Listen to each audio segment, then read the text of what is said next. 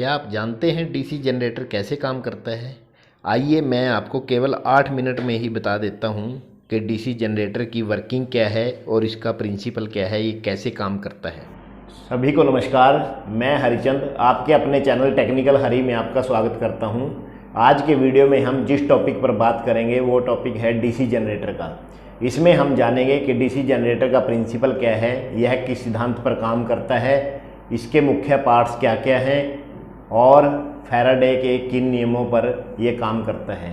इसके अलावा हम ये भी जानेंगे कि ये कैसे एसी को डीसी में कन्वर्ट करता है। और वीडियो को अंत तक देखें और इसके कंटेंट के बारे में कोई भी डाउट हो या कोई भी जानकारी लेनी हो तो नीचे कमेंट बॉक्स में कमेंट जरूर करें। डीसी को डायरेक्ट करंट कहते हैं और हिंदी में इसको दिष्ट धारा कहते हैं। डीसी जनरेटर एक मशीन है जो यांत्रिक ऊर्जा को, जो मैकेनिकल एनर्जी होती है, उसको विद्युत ऊर्जा यानी इलेक्ट्रिकल एनर्जी में बदलती है। तो डीसी जनरेटर ये काम करता है। सबसे पहले हम बात करेंगे इसकी मेन बॉडी की। उसमें जो मेन फ्रेम दिखाया गया है आपको डायग्राम में, जिसको योक कहते हैं, और इसका जो पहला पार्ट है वो टर्मिनल बॉक्स है, दूसरा सीम वाइंडिंग, तीसरा लिफ्टिंग आई और चौथा इसका बेस है। टर्मिनल आई इनपुट और आउटपुट के जो कनेक्शंस हैं उनके लिए है, और जो लिफ्टिंग आई इसको मशीन को उठाने के लिए। अब हम इसके अंदर के पार्ट्स के बारे में, जो मुख्य भाग हैं, इसके बारे में जानते हैं। इसमें सबसे पहले मेन फ्रेम तो जो बाहर से जो नंबर 1 पे दिखाया हुआ है ये तो पहले आपने देख ही लिया है। और दूसरे नंबर पे है, इसमें पोल्स हैं जो नॉर्थ पोल या साउथ पोल शू कहते हैं जिसको। और आगे है फील्ड कोयल, नंबर 3 पे फील्ड कोयल है।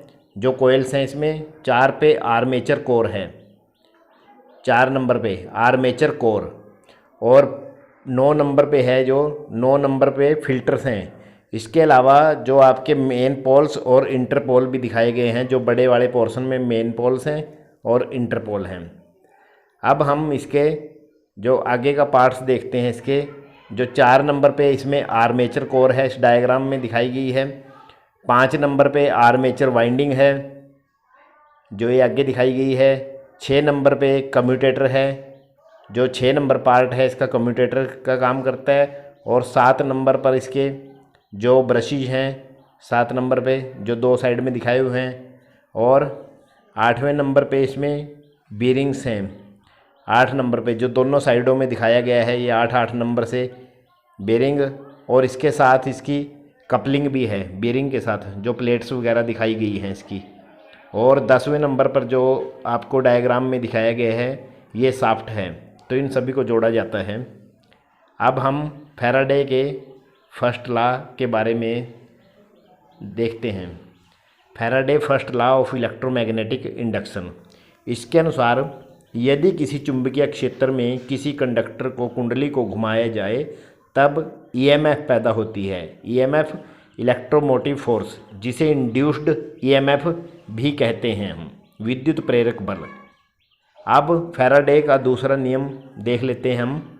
अगर किसी क्लोज्ड सर्किट में, बंद परिपथ में, जो पैदा हुई इंड्यूस्ड ईएमएफ है, जो विद्युत प्रेरक बल जो उसमें पैदा होता है, तो वो उस परिपथ में, उसी सर्किट में जो प्रवाहित होने वाली जो चुंबकीय फ्लक्स है, जो चुंबकीय फ्लक्स पैदा होती है उसमें, जैसे उसमें कंडक्टर घूमता है तो उसमें जो चुंबकीय फ्लक्स, मैग्नेटिक फ्लक्स जो पैदा होती है, उसमें जो परिवर्तन है उसी के बराबर जो ईएमएफ पैदा होती है, जिसे इंड्यूस्ड ईएमएफ कहते हैं। अब हम एक सिंपल डायग्राम के द्वारा डीसी जनरेटर की वर्किंग को समझते हैं। अब इसमें ये देखिए डीसी जनरेटर के अंदर की वर्किंग है। ये नॉर्थ पोल है, ये साउथ पोल है। और फैराडे का पहला नियम क्या कहता है कि यदि किसी कंडक्टर को, मान लो ये कंडक्टर है और इसमें 2 कॉइल्स हैं AB और CD, और ये जुड़ी हुई हैं स्प्लिट रिंग से, जिसके आगे ब्रश है और आगे लोड है। अब फैराडे का पहला नियम क्या कहता है कि यदि किसी कंडक्टर को किसी चुंबकीय क्षेत्र में, जैसे नॉर्थ पोल और साउथ पोल, अगर जो इसके बीच में हम घुमाते हैं तो उससे ईएमएफ जनरेट होती है, इलेक्ट्रोमोटिव फोर्स, विद्युत प्रेरक बल। तो आइए अब हम देखते हैं कैसे काम करता है और कैसे ये एसी करंट को डीसी करंट में कन्वर्ट करता है। जैसे आपको पता है कि जो AC करंट है उसकी पल्स ऐसे बनती है और जो DC करंट है उसकी पल्स ऐसे बनती है। तो अब हम समझते हैं कि कैसे ये कंडक्टर जब इसमें रोटेट करता है और ये जो मैग्नेटिक फ्लक्स जनरेट होती है तो उसके बाद कैसे ये AC को DC में चेंज करता है। अब ये देखेंगे कि जैसे हम इसको, अगर जो नॉर्मल डायरेक्शन में है ये, जैसे AB और CD ये दो हैं, तो AB जो इससे स्प्लिट रिंग्स, जो इसके स्प्लिट रिंग्स है उसके ए सेगमेंट से जुड़ा हुआ है, और दूसरा है B सेगमेंट से, जो CD कॉइल है B सेगमेंट से जुड़ी हुई है।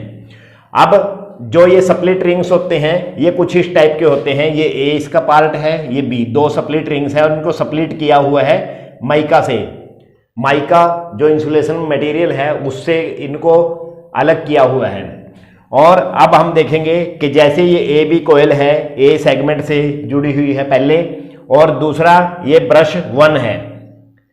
जैसे ये हम इसको रोटेट करते हैं तो ये सेगमेंट में पॉजिटिव सप्लाई इधर है P से लेके Q तक, और बीच में ये लोड है R। अब इसकी सप्लाई जो होगी P से Q की तरफ होती है, पॉजिटिव से नेगेटिव की तरफ। ये ब्रश 1 है, ये ब्रश 2 है।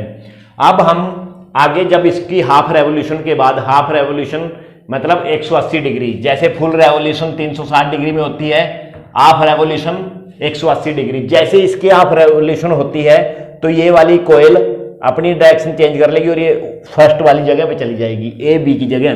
तो ये मैंने दूसरे डायग्राम में दिखाया हुआ है इसकी B पोजीशन में, कि ये जो AB है ये इस साइड में आ जाएगी और CD उसकी जगह चेंज कर लेगी।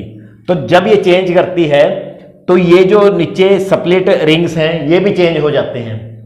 स्प्लिट रिंग जो पहले इस साइड में A था वो B हो गया और ये A हो गया। अब स्प्लिट रिंग्स अपनी पोजीशन चेंज कर लेते हैं, परंतु जो ब्रशिश होते हैं वो वहीं रहते हैं।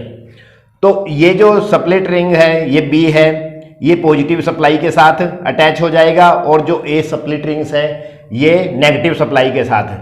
परंतु जो लोड में सप्लाई है फिर भी उसी डायरेक्शन में चलेगी, क्योंकि जो फ्लो ऑफ करंट होता है वो पॉजिटिव टू नेगेटिव होता है। तो ये फिर भी P से लेके Q तक, इसका मतलब जो लोड रेजिस्टेंस है उसमें जो सप्लाई वही रहेगी। अब हम ये समझते हैं कि जो स्प्लिट रिंग्स है एक किस्म से रेक्टिफायर का काम करते हैं, और ये जो हमारी ये डायरेक्शन ऑफ करंट है वो वैसी ही रहती है।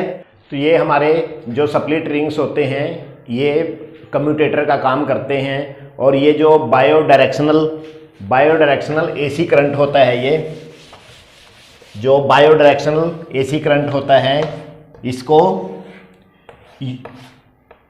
यूनिडायरेक्शनल जो DC करंट में चेंज करते हैं, और जो हमारा लोड सर्किट रहता है उस पर यूनिडायरेक्शनल करंट जाता है जो DC करंट भी होता है।